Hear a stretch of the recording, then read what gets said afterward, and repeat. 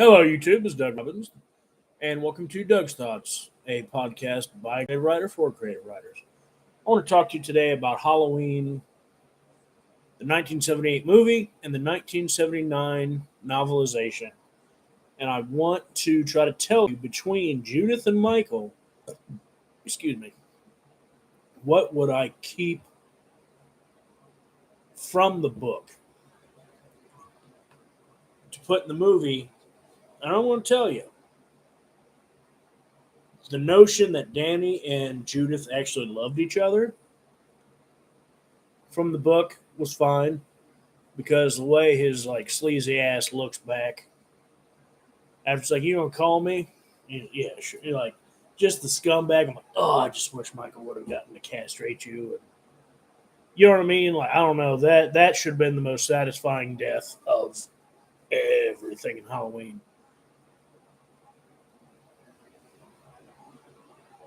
I like the way they expedite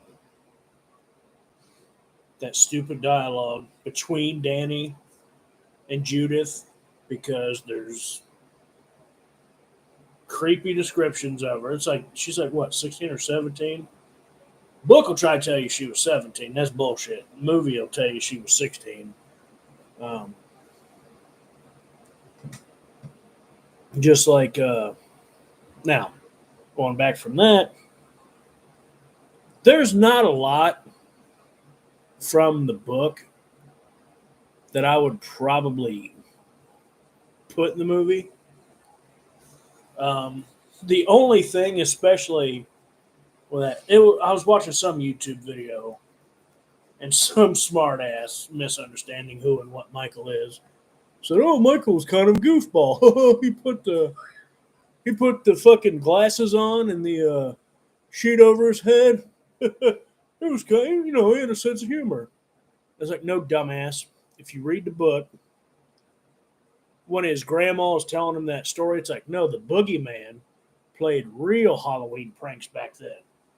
1900s, I think 1919. She remember when she's a little girl, her dad up in the fireplace. They found a decapitated pig's head in the chimney. So when Michael's, again, what's his end goal? I'm going to kill her. What's his, uh, what's Michael's, then he's playing pranks with Annie's body.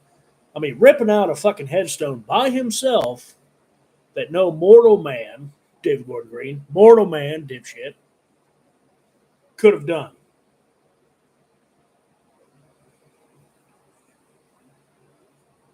Unless he was the boogeyman. So, you got Annie's body laying there, right? Tombstone there. Bob swinging from the rafters. Linda's looking up at it with, all of a sudden, we're not, goofball Michael, are we? No, dumbass. He's 6 years old. He's a traumatized kid. This bitch of a grandma is telling him all this shit. It's like, oh, your little Woolworth costume. That's not what Halloween is. The boogeyman. He played real pranks. That is why. That makes sense to me. Why Michael would do this weird shit. Not because he's got a sense of humor. It's not because he's a goofball.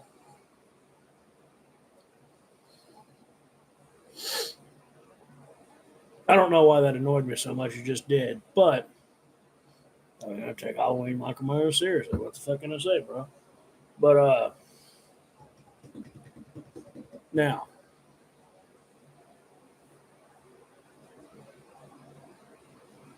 what makes you examine Michael in a different way?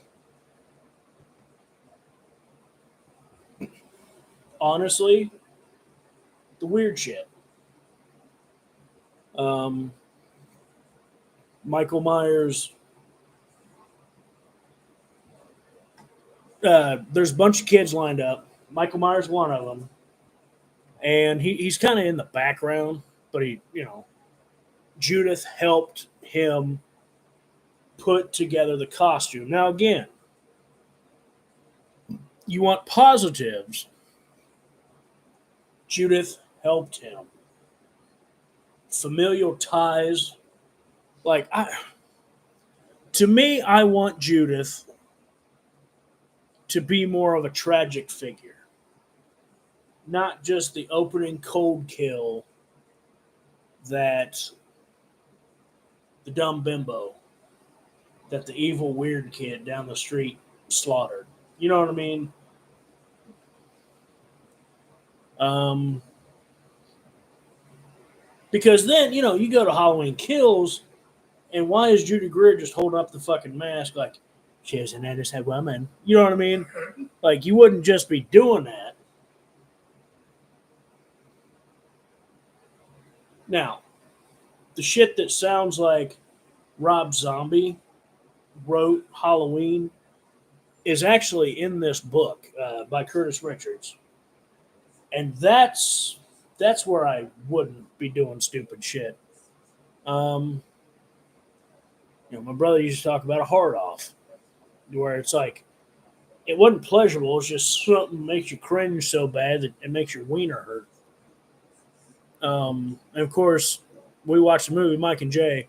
They're kind of dumbasses. They're always, I mean, they're funny and entertaining, but they just, goddamn, analyze shit wrong all the time. Because it said the sex between his legs throbbed in an unpleasant way. Yeah, he's got a hard off, dumbass, because the spirit inside of Michael Myers was rejected by this girl. His name was Enda. No, I just made fun of him, but I don't know. I remember that dumbass part. He's like, he had a shriveled arm, and then I think it was Mike because Jay was like, "Take my strong hand, child." For one of them dumbass scary movies, either 2 or 3, I don't fucking know. But yeah, that's what I think of. I think of Enda, but there's a beautiful scene because to me, I want intensity in my Halloween movie. In case you can't figure out, like I'm Team Michael and Dr. Loomis, going at it, battling for the soul of Haddonfield. Um, this Ahab trying to catch his white whale, but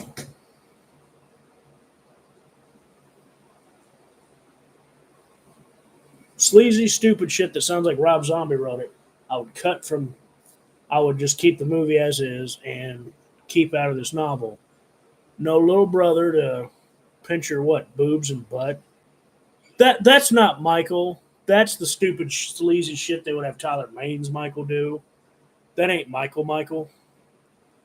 One of the comics they said, oh, there could be, molestation and incest. And I don't, but not the good Myers family.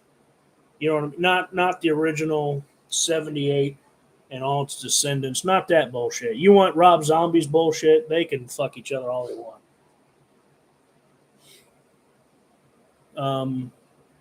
And again, you say, but Michael, he's a fucking voyeur. He's watching. He's watching Linda and Bob have sex. The time he seems to react from all this bullshit, Michael's watching Annie. And basically, when she puts her shirt back on, that's when he pulls down the plant and goes away. I'm like, no, dumbasses. What that means is when you are a serial killer, when you are a stalker, you are in the darkness with them. You will see people at their vulnerable moments. Shit that they don't want the outside world seeing. They may be humping. They may be taking a shower. They may spill something on their clothes and take it off. Dirt to dirt. I gotta silently wait. He's not enjoying it. He's a fucking psychotic blank slate that's just killing people. He's not a pervert. He's a fucking psychotic killer. Stop it. Now, if you want to look at this shit wrongly and say, think about Michael Myers in a different way. Think about him in a way because of being true evil, not just in a fun slasher movie way evil, but like, and I don't know, there's something about it. He's never said anything like this. There's something in my brother, like his voice playing in my head when Michael Myers in a suit and trying to play shit off, and he's so charming that they're like, "Oh, this little boy couldn't have done it," and him, basically playing innocent. Um, that to me, I feel like could be interpreted as like punk ass real killer because Michael Myers, in the context of these movies, is this. I don't know. My phrase is, he's above it. He's not. You know what I mean? Like in slasher film land, he's to be revered. A real serial killer, obviously, yes, you're not supposed to revere him. But slasher movies, where it's pretend and they, get paid to fake it, no harm, no foul, because it's just a violent dream. It's no different than playing a violent video game.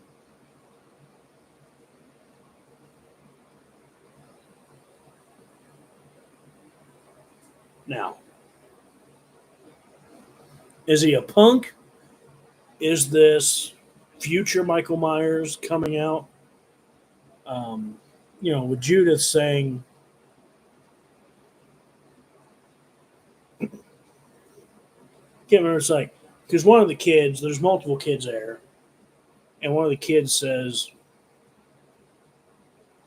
or it's like, or Judith says, "What if I don't give you guys any candy?" She hears a voice, "Then we'll kill you." That's Michael. Um, and if you want to interpret that as a punk kid, go ahead. Because I get it. That's like too. The more you hear from Michael, the more he'd sound like a punk, like your typical killer, I'm sure, especially as a child. But,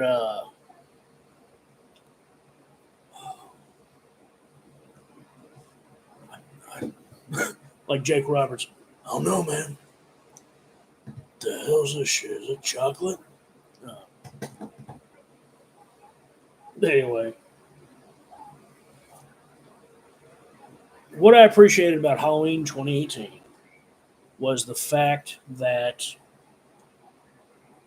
it felt like this is what would happen if Halloween really happened. There's a reason we're supposed to fear this night.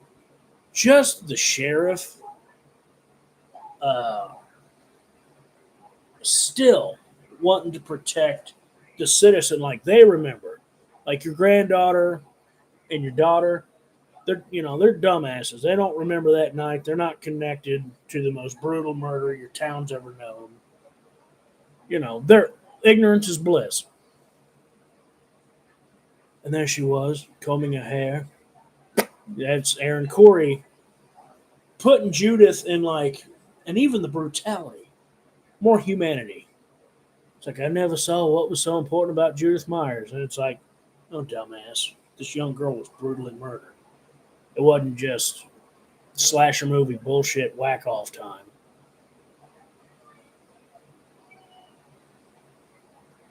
And then of course the relationship aspect with the three generations of Strode women. There was some heart there. That was good shit. Um,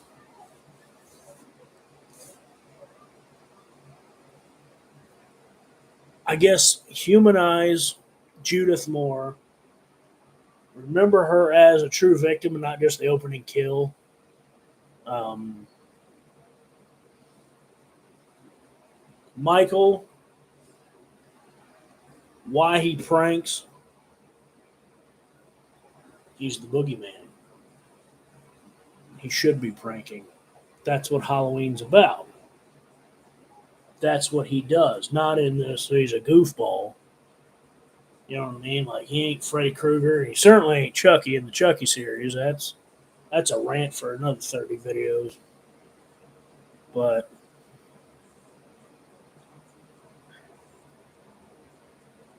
that's what we need. Thanks for watching and listening. Have yourselves a great day.